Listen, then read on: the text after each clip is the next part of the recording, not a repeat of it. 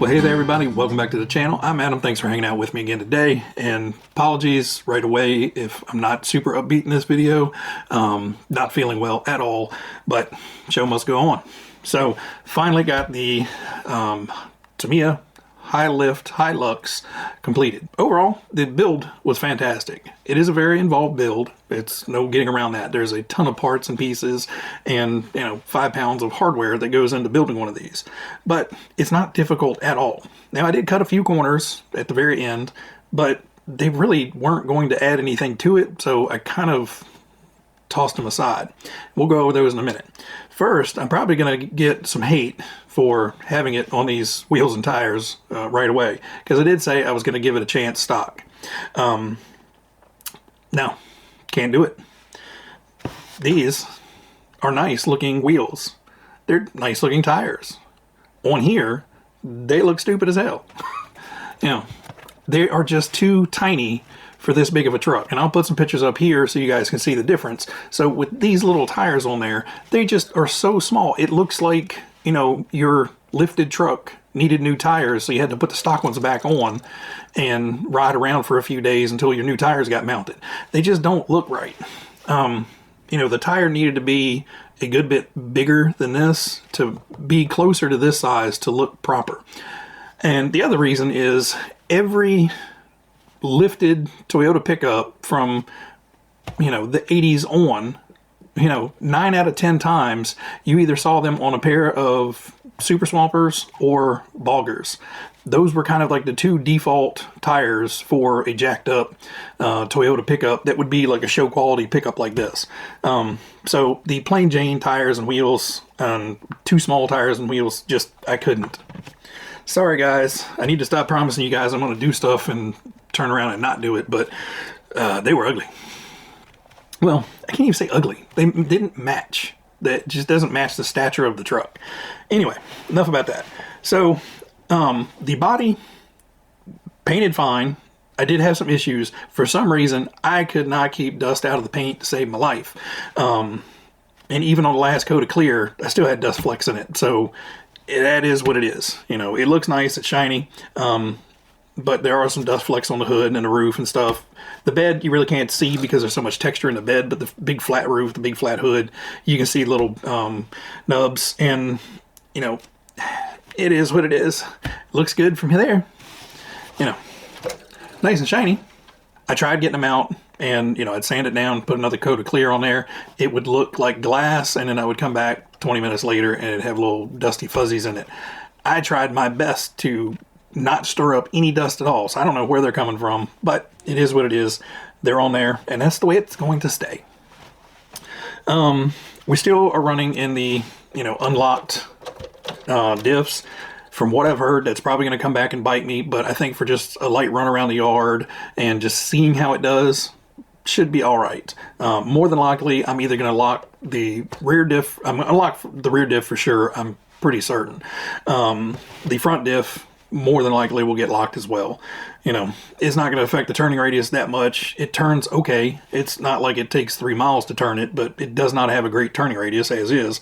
But, not too terribly worried about it. The body is quite involved.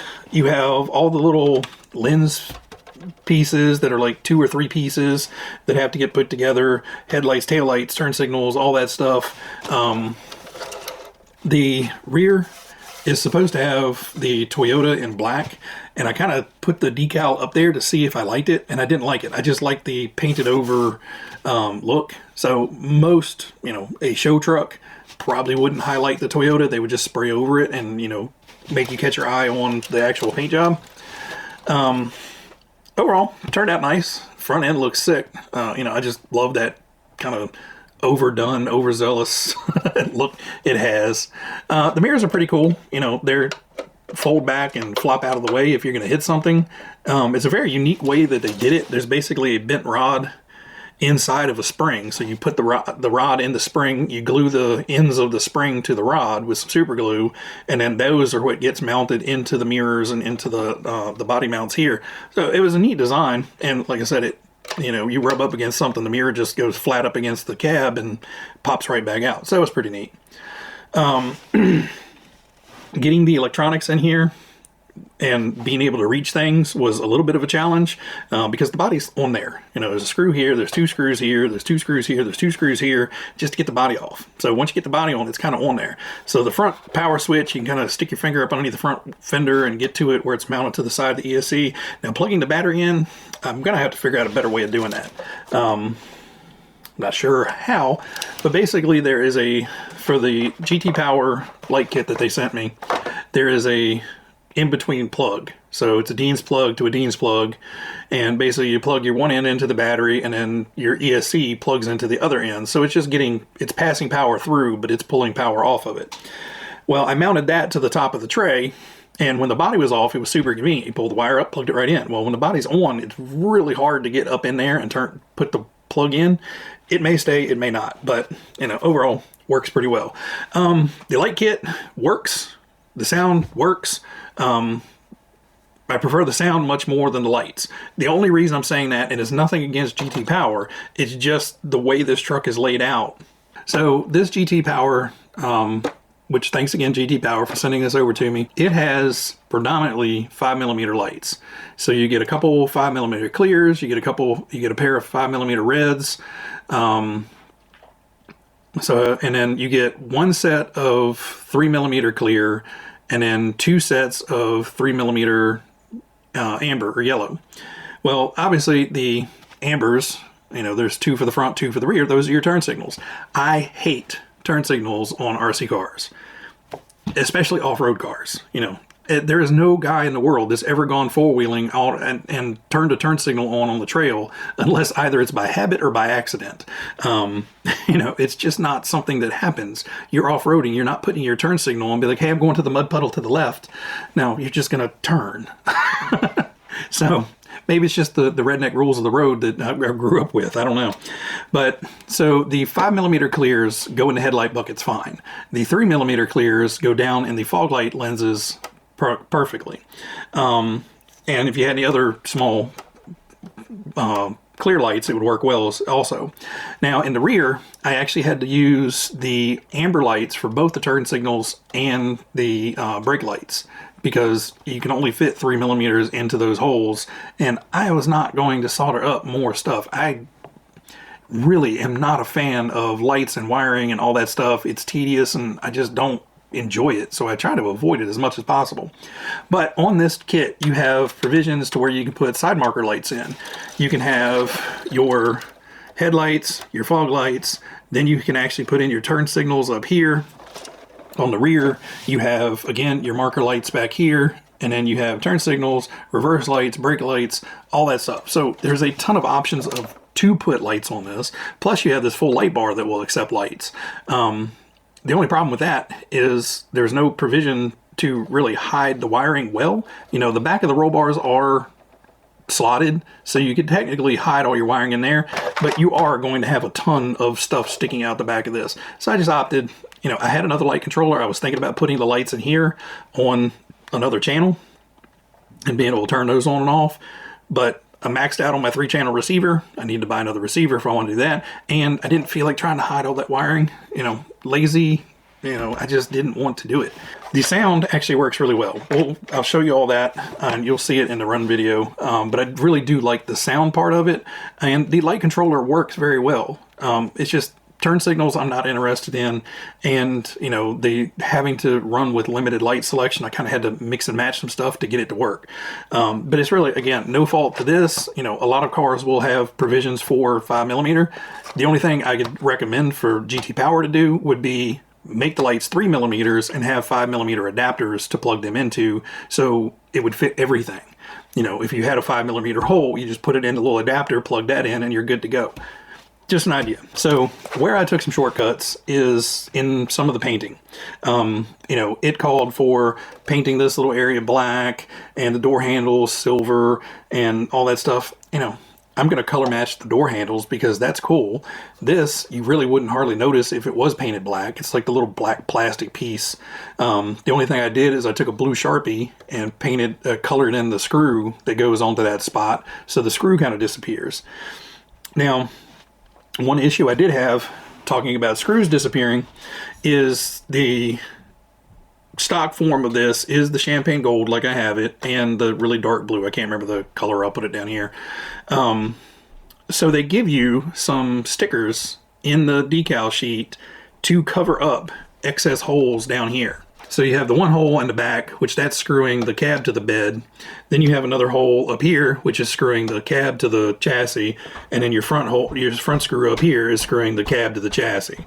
Then there's also two other holes in there that aren't used. So they give you little colored decals to go over it. They're not close to the, I mean, they're in the ballpark of the champagne gold, but they're not great. And I screwed up on this side and put the sticker on the wrong thing. Well, couldn't get it off. So now that there's an extra hole showing in the door because I no longer have a colored patch for it. A word of warning for you guys, if you are planning on running this and getting it dirty and having to clean it fairly often, avoid the little metal decals, stickers. They're basically laser engraved, laser cut, or photo etched little metal stickers. So it's a sheet of metal with a backer on there, and you know, you put it on where it says the Hi-Lux 4-wheel drive. There's the Toyota emblem and Toyota on the grill, and the key locks or the photo etch. They're very delicate and they bend super easy. And they have very sharp edges. So if you go out and you're trying to run your car and you get it all dirty and dusty, and then you come back in and try to clean it with something like this, chances are you're going to hook one of those decals and bend it, and you're never going to get it to sit back straight. So word of warning there, if you plan on running it, getting it dirty, you know, having to clean it fairly often, there are decals in the kit that you can put on there. So you may want to run those, and then at some point, if you decide to shelf it, you know, you can put the better ones back on. But just a word of warning on those. These side decals go on fine. You know, I basically just cut them out, and it starts back here at the light and runs all the way up to just at the split here in the front fender and door seam. And then you have a second one that goes from there to the front, and that one kind of tapers. So all you do is just, you know, start in the back and run that paint line between the blue and the champagne gold, run it all the way down, and then finish it off on the front. Other than that, there's not really a whole lot of decals on here. You know, I went very minimalistically. So there's the Toyota emblem, there's the Hilux 4-wheel drive, the side decals, and that's pretty much it. And as far as painting details, I didn't paint any detail on here. The brake lights and turn signals, Sharpie. The black border around that is Sharpie. The side marker lights, Sharpie. So I was like, this is going to be a real pain in the butt to paint.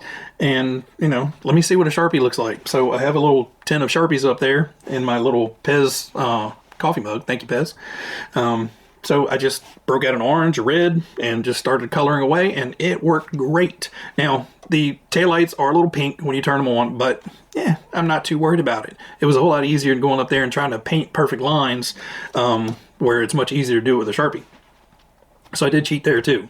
So really cheating, I didn't paint those black. I didn't paint door handles, the, you know, silver or black or whatever they called for. And I used Sharpies to paint in the light lenses. But, you know, you'll see in the up close pictures, it looks pretty dead on. So I have no complaints there. So I'm going to shut up. I said, I'm not feeling great.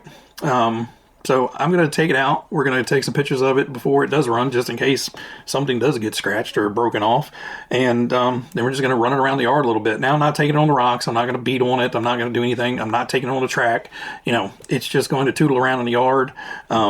You know, probably is going to keep it in one of the lower gears and just do some up close run footage of it and, you know, listen to it rumble around. But other than that, you know, this one's just going to be babied. I don't want to get it all dirty and nasty and yuck and scraped up and scratched up. So hope you guys enjoyed the run footage. I enjoyed the build. I hope you guys enjoyed following along with it. And hope you guys enjoy the run footage. Everybody out there, guys, as always, be happy, be healthy, be safe, and I will catch you on the next one. See you guys.